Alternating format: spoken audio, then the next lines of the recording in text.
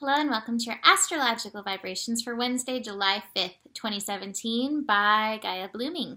I am Mimi and our energy mantra for today is, as I feel through my evolution, the revelations come through. And today we have the sun moving from revolution, evolution energy, which can be a little shake-up stuff, can occasionally trigger us into the revelations. I love this process. It's not necessarily easy. 12, 13, 14 degrees or, 3, 4, 5, adding it up. We want the expansion. We have to meet those places where expansion meets glass ceiling, inner glass ceiling, those triggers that have to come through to help us break through. And then it's like, and here comes the understanding. So we're moving through that glass ceiling into understanding today. And we have some really great supportive astro. So the big thing that I want to talk about today is Mercury shifting into Leo. Here comes the love. We are actually going to have 5 energies working us in Leo, and we have 2 new moons in Leo, including a big solar eclipse in Leo, including North Node working us through Leo over the next year and a half. The focus is on Leo. The focus is on the love. So Mercury in Leo is aligning our consciousness. Here we have it right here. Aligning our consciousness with love. This is the strength card in traditional tarot, but that's the card of Leo. And so we're aligning consciousness with love consciousness. And it's really interesting. I was talking to a Leo client today. Hello, you know who you are. And she has a bunch of planets in Leo, including Mercury. And we were talking about lover consciousness. Now, in any sign, there are the highlights and the pitfalls.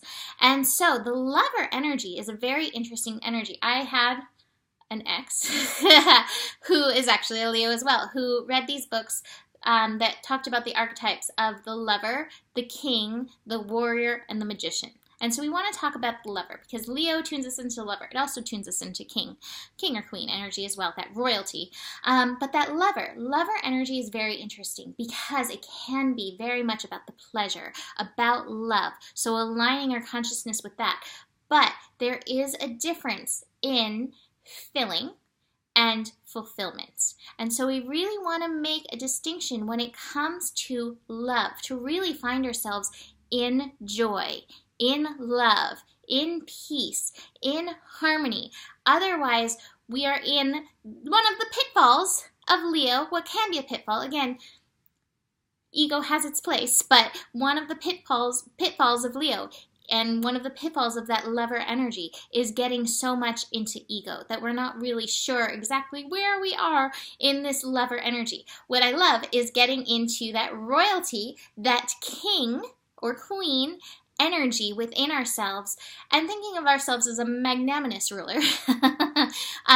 Not getting, again, into the ego of that, but being like, okay, as the ruler of my life, how do I want to show up? How can I show up in a way that is loving?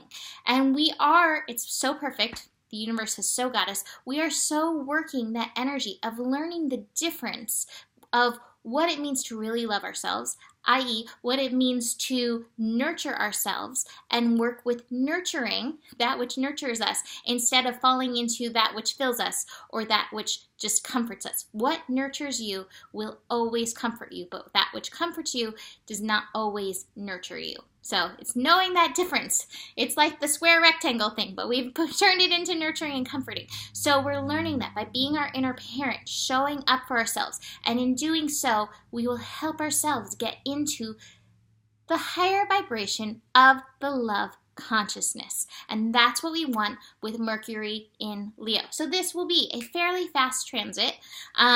It's going to be working basically like 2 weeks. 2 weeks. And then moving on. 2 weeks or 3 weeks? Is it 3 weeks? I've just let all the dates go out of my head. Let me see. I have my little cheat sheet. Yeah, 20 days. So about 3 weeks. Just under 3 weeks. We have this transit moving through, aligning with love consciousness. Now, what I love about this, what we have working hand in hand with this, as we tune our consciousness to love, what it really means to love, finding that union between heart and brain. And go check out those comics, by the way, by the Awkward Yeti, because I think the Awkward Yeti so gets those energies of heart and brain and why we need them to work together. But alongside of this, we have Venus in Gemini. So Venus also attunes us to the love. It attunes us to harmony. It attunes us to relationships. It attunes us to self-worth, which is deep self-love. Venus is in Gemini, again, the mind. So we have these two balancing factors of love and mind, heart and mind working together. This is going to bring this. The consciousness, the love consciousness, the heart consciousness is going to help move us forward. This is the Chariot card. It's going to move us forward. It's going to peel through some of these veils, some of these things that we've collected. Can we see this world through the eyes of love? Even more importantly, can we see ourselves through the eyes of love? If you can start here seeing yourself through the eyes of love, you will begin to see the rest of the world in a whole different manner. So how can you see here through the eyes of love? How can you unite your mind with love consciousness? Now, through this time, be vigilant about the pitfalls of Leo. Be vigilant about where on the vibrational scale you as the lover is showing up. Where on the vibrational scale is you as royalty, king or queen, princess, empress, whatever you consider your own personal royal vibration to be, because we've all got some divine royalty going on. Wherever you are on that scale, again, where is that vibration for you? And is it fulfilling, not just filling? Is it love, or are you feeding into the ego? And if you are feeding into the ego, that might be some kind of signal that there's a little healing for you to do there, that there may be a little wound there for you to work on. And don't worry, because the universe has got us there too. Speaking of wounds, before Mercury shifts into Leo, in case I didn't mention it, it's happening at 5:20 p.m. Pacific time, we have the whole day of Mercury finishing up in Cancer. So we're going to have Mercury at that 29th degree of Cancer, that master level degree, which is saying, hey, get your nurturing on. Realize that which nurtures you when it comes to your mental work. But before it reaches the 29th degree, it's going to reach a connection with Chiron. So, to me, this is going to be messages of healing. These messages of healing may come through your dreams. I don't know about your dreams, but my dreams have been very, very filled with messages and very profound. So, tune in. If you are somebody who does have dreams that you remember, pay attention, because you may get some of these places like, oh, this is a place that needs this tending. This is a place where I need to tend to my consciousness. This is a place where I need to bring some awareness and love to my consciousness. Listen in. This is happening, like I said, at that all-important 28 degrees, which is about that self-worth. Now, the other thing that we have today is we have the Sun in Cancer squaring Jupiter. Jupiter, 14 degrees. It's moved on to 14 degrees. We've gone past 13. Woo! Okay.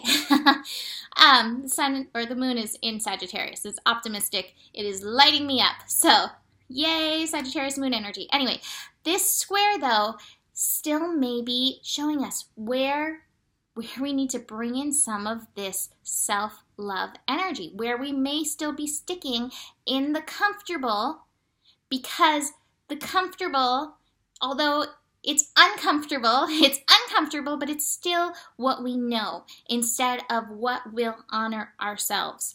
And I'm actually going to be pulling over the next couple weeks The Power of Love cards by James Van Prague,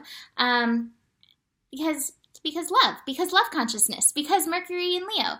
And so I pulled the card Release. You have the ability to give over unwanted energies to the loving forces of the universe. And I believe this goes hand in hand with this connection between the Sun and Jupiter.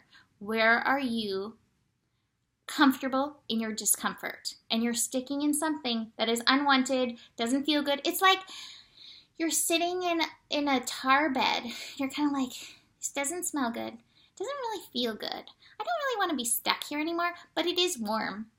And so because, it's like all these reasons I don't want to be here, but it's warm. So I'm going to just stay here. Instead of being like, oh, but that sunny spot over there where I'm not stuck and it doesn't stink and wow, there's a nice soft grass there. I'm not going to go over there because I'm just comfortable in the warmth here in these tar beds. So this is your opportunity to get out of the tar beds, to release. And I love this thing. Give these unwanted energies to the loving force of the universe. Ask the loving force of the universe to help you. And meanwhile, do your own personal consciousness love work to help you shift in and through this.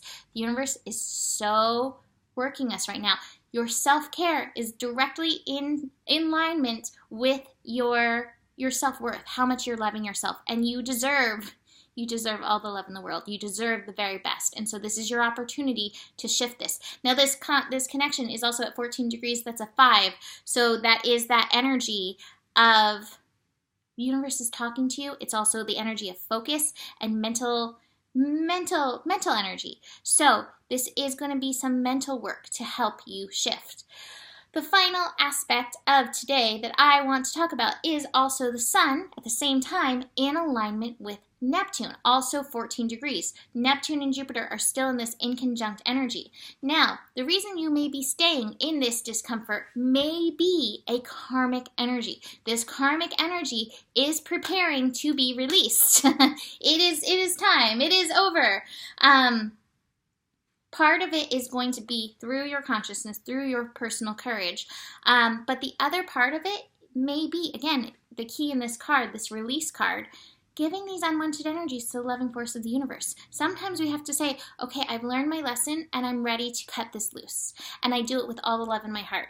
Because if you're trying to be like, I hate this thing and I'm done with it, that hate keeps you corded. That hate keeps you connected. But you're like, I do it with all the love in the universe. We're all connected. We are the world. I do this with all the love in the universe. I've learned my lesson and I'm done. I think that may be one of these little things. So the sun is working with that. You must love yourself. You must nurture yourself. And you must realize, like, this is done.